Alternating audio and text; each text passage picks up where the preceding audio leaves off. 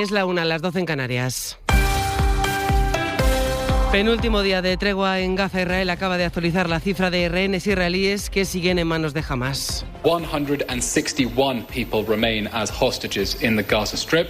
161 personas, dice este portavoz, siguen retenidas, entre ellos 15 extranjeros. Hasta hoy, 86 rehenes han sido liberados por Hamas. Desde Turquía, el presidente, en este caso Recep Tayyip Erdogan, ha felicitado a España, al presidente Pedro Sánchez, por su postura política en este conflicto. Hablamos de Gaza en nuestra conversación telefónica con el presidente de España, el señor Sánchez. Felicito a España por su postura íntegra y astuta en este tema. De la guerra en Ucrania, un dato que acaba de aportar el secretario general de la OTAN para retratar la estrategia fallida de Putin en la invasión. Rusia ha perdido a 300.000 hombres, 300.000 soldados en Ucrania. Antonio Martín. Stoltenberg ha subrayado que Putin no ha logrado su objetivo de derrotar a Ucrania con rapidez. De hecho, Kiev ha recuperado la mitad del terreno que en primera instancia ocupó Rusia y Moscú acumula pérdidas. Centenares de aviones, helicópteros, también pérdidas en el mar, a pesar de que la OTAN no cuenta con una armada como tal, ha dicho Stoltenberg, quien en todo caso ha avisado también de que Rusia ha recopilado una gran cantidad de misiles de cara al invierno. Con él ha comparecido el secretario de Estado de Estados Unidos, Antony Blinken, quien en los últimos minutos ha intentado calmar a los aliados, asegurando que en el Congreso de Estados Unidos se mantiene el apoyo, dice, de demócratas y republicanos al gobierno de Ucrania. Vamos a volver al Congreso tras la apertura solemne de la 15ª legislatura, con los discursos del rey y de la presidenta de la Cámara apelando al respeto, al entendimiento y al diálogo. Con las primeras valoraciones de esta sesión plenaria, el líder del PP, que junto a su grupo no ha aplaudido el discurso de Armengol, acaba de decir que lo volvería a hacer. Congreso, José Coello, buenas tardes. Buenas tardes, sí. Alberto Núñez Feijóo ha calificado el discurso de la presidenta del Congreso, de Francina Armengol, como un discurso lamentable. Dice que no se refería a todos los españoles y recalca Feijóo que aunque no querían hacerlo, finalmente no han aplaudido, porque dice el presidente del Partido Popular que no le ha gustado el discurso de Armengol. Lo volveríamos a hacer, es lamentable, y le aseguro que no nos gusta tomar esta decisión, pero cuando la presidenta del Congreso no es la presidenta de todos los diputados y senadores que estábamos reunidos y simplemente se comporta como una diputada de un partido, no merece el aplauso. Es el peor discurso de un presidente del Congreso que yo he escuchado en mi vida. Faltado reacciones de diputados y ministros socialistas a esta actitud, a esas palabras de Alberto Núñez Feijóo y del Partido Popular. Por ejemplo, la ministra de Igualdad, Ana Redondo, ha dicho que el Congreso de los Diputados es de todos, mientras que el portavoz del PSOE, Patxi López, ha calificado como lamentable la actitud del PP. Al socialista Santos Cerdán le han preguntado a la salida del Congreso sobre esa reunión de Junts con el PSOE que finalmente se llevará a cabo el sábado en Ginebra. El negociador del pacto de investidura no ha querido dar ningún detalle más. Anunciamos cuando hicimos el acuerdo que iba a haber reuniones de este tipo. No es la primera ni va a ser la última. Por lo tanto, no hay que darle más importancia a una reunión de trabajo.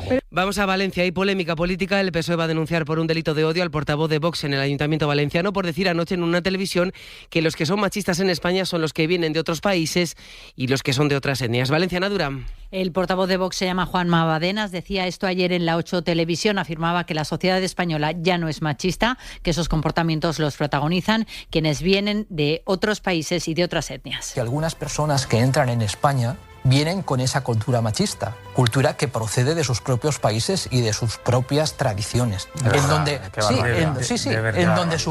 donde las mujeres no son tratadas. Mire, algunas personas de determinada etnia o de determinado origen, en algunos lugares niegan incluso a las profesoras de los institutos que se dirijan hacia los propios estudiantes. En ese momento ya le rebatieron Compromís y los socialistas, que han anunciado ya esa denuncia por incitación al odio al portavoz de Vox, que es socio del PP en el Ayuntamiento de Valencia. La mitad de los adolescentes en España necesita gafas o lentillas. El dato es de un estudio que se acaba de presentar y que concluye que cada vez hay más miopes entre los jóvenes y con una miopía mayor. Adela Molina.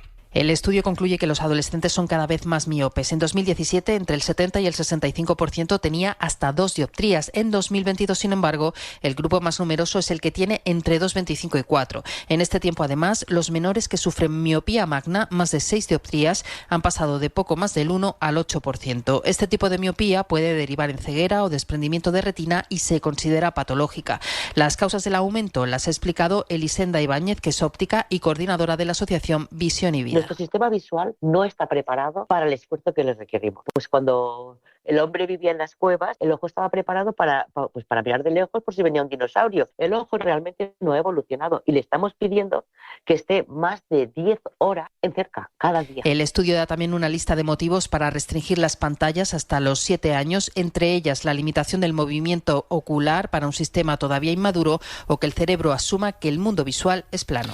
Deportes, Duro, buenas tardes. Hola, ¿qué tal? Muy buenas. Con la quinta jornada en la fase de grupos de la Champions, tras la clasificación ayer de Atlético y Barça, 3 partidos para el día de hoy que contamos desde las 6:30 en Carrusel Deportivo. Están clasificados Real Madrid y Real Sociedad. Juegan hoy ambos desde las 9 ante Nápoles y ante Salzburgo. Los dos tienen que confirmar el primer puesto. Antes, el Sevilla-PSV desde las 7 menos cuarto. Busca el conjunto hispalense la primera victoria con Diego Alonso en el banquillo para llegar con opciones de clasificación a la última jornada. Además, precisamente en Sevilla se han confirmado, tras el Real Sociedad-Sevilla del pasado fin de semana, sanciones. Se acaban de confirmar 2 partidos para Navas, 1 para Ramos y una multa económica para el presidente Pepe Castro. Y además de la mañana, este es Joan Laporta, el presidente del Fútbol Club Barcelona, sobre las polémicas arbitrales del fin de semana después del Rayo-Barça.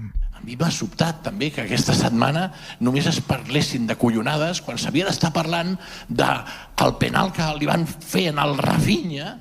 Que si això arriba a pasar... Dice Laporta que le sorprende que haya estado hablándose durante toda la semana de tonterías, sino del penalti de Rafinha en Vallecas. A Rafinha en Vallecas en ese pasado fin de semana, en el partido entre el Rayo y el Fútbol Club Barcelona. Y además en el día de hoy se juega un partido aplazado en Primera División. Es un Mallorca-Cádiz desde las 9 de la noche, y también en Polideportivo arranca el Mundial Femenino de Balonmano. A las 8:30 de la tarde juega en España frente a Kazajistán.